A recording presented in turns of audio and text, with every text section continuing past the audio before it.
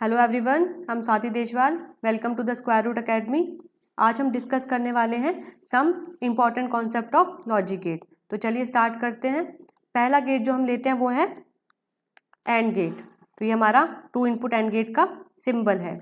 हमारा जो and gate है वो कम्यूटेटिव लॉ और एसोसिएटिव लॉ दोनों ही लॉ को फॉलो करता है। कम्यूटेटिव लॉ का मतलब क्या है? अगर ए डॉट बी करे तो वो बी डॉट ए के इक्वल होगा। दूसरा हमारा एसोसिएटिव लॉ में क्या है? अगर a dot B dot C करें तो वो किसके इक्वल होगा?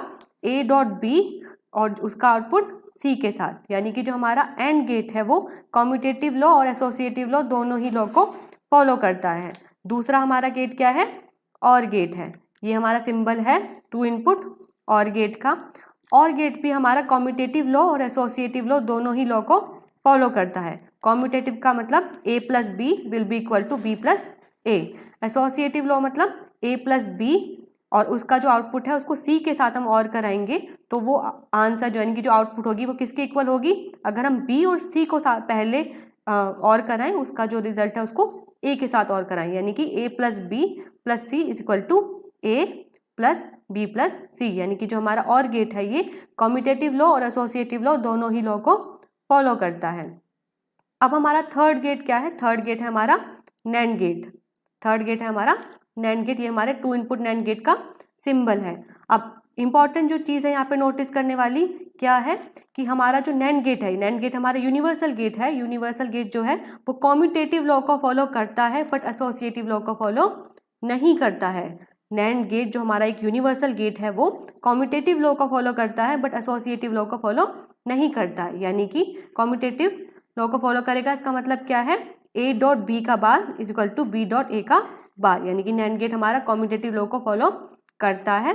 और अब हमारा ये एसोसिएटिव लॉ को फॉलो नहीं करता। यानी कि जो हमारा a और b का जो नैंड के आउटपुट है उसको c के साथ अगर हम नैंड कराएं तो वो किसके इक्वल नहीं होगा? अगर हम b और c को पहले नैंड कराएं उसके बाद हम a के साथ उसके आउटपुट को नैंड कराएं तो वो उसके इक्वल नहीं होगा। चलिए इसको एक एग्जाम्पल के थ्रू देखते हैं। अगर हम a को 0, क्योंकि हम बाइनरी नंबर में डील करें, हम डिजिटल इलेक्ट्रॉनिक्स पढ़ रहे हैं तो नंबर हमारे यानी कि वेरिएबल का वैल्यू क्या हो सकता है? आइदर 0 और 1। अगर हम a को 0 ले लें, b को 0 और c को 1 कंसीडर करके चले तो अगर हम एसोसिएटिव लॉ को वेरीफाई करना चाहते हैं उसके लिए हमें क्या करना होगा? पहले a और b को टू इनपुट नैंड गेट से क्या कराया और उसका आउटपुट लिया था। यानी कि 0.0 का बार इंटू c का हमारा वैल्यू क्या है? 1। उसको हम क्या करेंगे? नैंड गेट्स पे अप्लाई करेंगे उसके आउटपुट का। तो हमारा क्या आएगा? 1.1 का बार, जो कि हमारा क्या है? 1 और 1 क्या होता है? हमारा 1 होता है, लेकिन उसका बार हमारा क्या आ जाएगा? 0। अगर हम पहले इसको देखें, अगर हम पहले b और c को नैंड कराएं तब हमारा रिजल्ट कैसे होगा?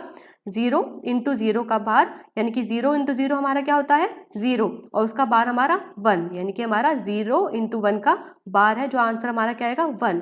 यानी कि हमारा पहले आंसर क्या है? 0, अब हमारा 1। यानी कि यहाँ पे जो नैंड गेट है वो एसोसिएटिव लॉ को फॉलो नहीं करता है। इसी तरीके से हमारा दूसरा यूनिवर्सल गेट क्या है? NOR gate. ये हमारे टू इनपुट नॉर गेट का सिंबल है। और क्योंकि ये भी एक यूनिवर्सल गेट है, ये भी क्या करता है? कम्यूटेटिव लॉ को फॉलो करता है लेकिन एसोसिएटिव लॉ को फॉलो नहीं करता। इसका मतलब क्या है?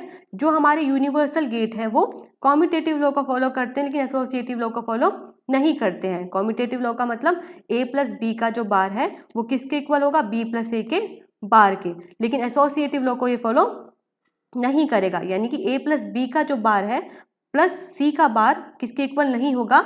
a प्लस बी प्लस सी के बार के इक्वल नहीं होगा। यानी कि जो हमारा नॉर गेट है, जो कि एक दूसरा यूनिवर्सल गेट है, वो भी एसोसिएटिव लॉ को फॉलो नहीं करता है।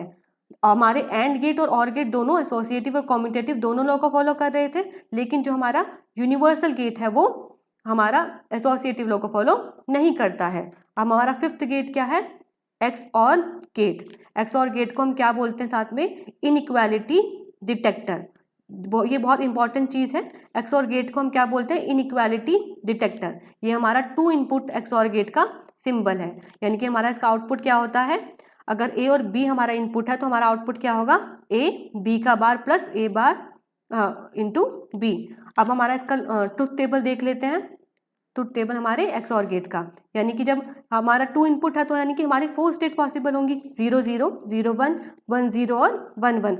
और क्योंकि हमारा XOR गेट क्या है, एक इनइक्वालिटी डिटेक्टर, यानी कि जब भी दोनों इनपुट इक्वल नहीं होंगी तभी भी ये आउटपुट 1 प्रोड्यूस करेगा। यानी कि जब हमारी दोनों इनपुट इक्वल नहीं होंगी सिर्फ तभी ये आउटपुट 1 प्रोड्यूस करेगा। लेकिन जैसे ही हमारी जो इनपुट है वो इक्वल होंगी, यानी कि अदर दोनों 0 0 हो या फिर दोनों 1 1 हो, तब इसका आउटपुट 0 रहेगा। लेकिन जैसे ही दोनों इनपुट हमारी क्या है, अलग अलग है, तो ये आउटपुट 1 प्रोड्यूस करेगा, क्योंकि हमारा जो XOR गेट है वो एक इनइक्वालिटी डिटेक्टर है।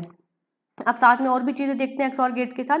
अगर हम कोई एक वेरिएबल ले लें a, उसको n टाइम XOR कराएं, n टाइम XOR कराएं, तो उसका आउटपुट किसके इक्वल होगा, सॉरी ये a के ही इक्वल होगा, ये a के इक्वल होगा अगर इफ n हमारा ऑड नंबर है। यानी कि जो हमारा कितने टाइम हम उसको XOR करा रहे हैं वो अगर n यानी कि ऑड नंबर है तो हमारा आउटपुट उसके सेम वेरिएबल के इक्वल होगा। लेकिन अगर हमारा n की वैल्यू इवन है तो हमारा जो आउटपुट है वो 0 होगा।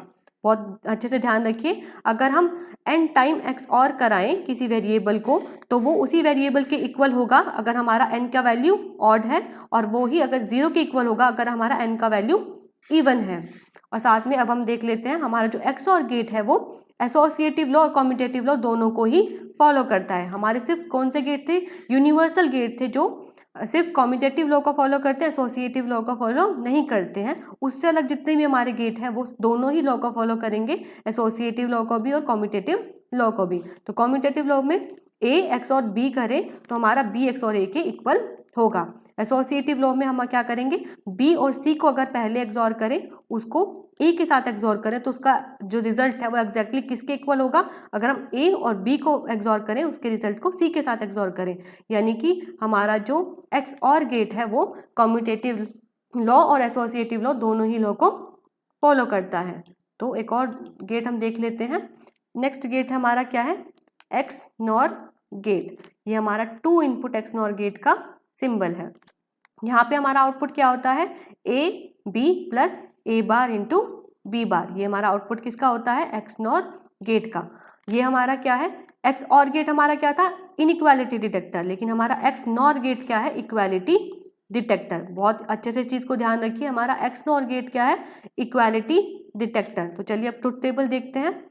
अब हमारा क्योंकि हमने 2 इनपुट XNOR गेट को कंसीडर किया तो हमारी 4 स्टेट पॉसिबल होंगी उसमें, क्योंकि ये हमारा क्या है, इक्वालिटी डिटेक्टर। जब भी हमारी जो इनपुट्स हैं वो इक्वल होंगी, यानी कि A भी 0 B भी 0 तो हमारा आउटपुट 1 आएगा, या फिर A भी 1 और B भी 1 तभी भी हमारा आउटपुट 1 आएगा। क्योंकि जहाँ पे जब भी दोनों जो इनपुट्स होंगी वो इक्वल होंगी तभी आउटपुट पे हमारा 1 आएगा, क्योंकि हमारा XNOR गेट क्या है, एक इक्वालिटी डिटेक्टर है। ठीक है, अब जैसे हमने XOR गेट में देखा था, अब XNOR गेट में भी देख लेते हैं। अगर हम किसी वेरिएबल B को n टाइम्स XNOR कराएं तो उसका रिजल्ट हमारा क्या आएगा, 1 इफ n इज इवन, और हमारा 0 आएगा इफ n इज ऑड। हमारा क्या आएगा, 1 आएगा इफ n इज इवन, 0 आएगा इफ n इज ऑड। और हमारा XNOR गेट है ये भी साथ में हमारा कम्यूटेटिव लॉ और एसोसिएटिव लॉ दोनों ही लॉ को फॉलो करता है, यानी कि A XNOR B is equal to B XNOR A। साथ में ये हमारा एसोसिएटिव लॉ को भी फॉलो करेगा। आप इसको वेरीफाई करके भी देख सकते हैं। आगे कुछ इंपॉर्टेंट कॉन्सेप्ट्स और देख लेते हैं हम XNOR और XOR गेट के बारे में। तो चलिए देखते हैं। XNOR और XOR gate will give same output when number of inputs are odd.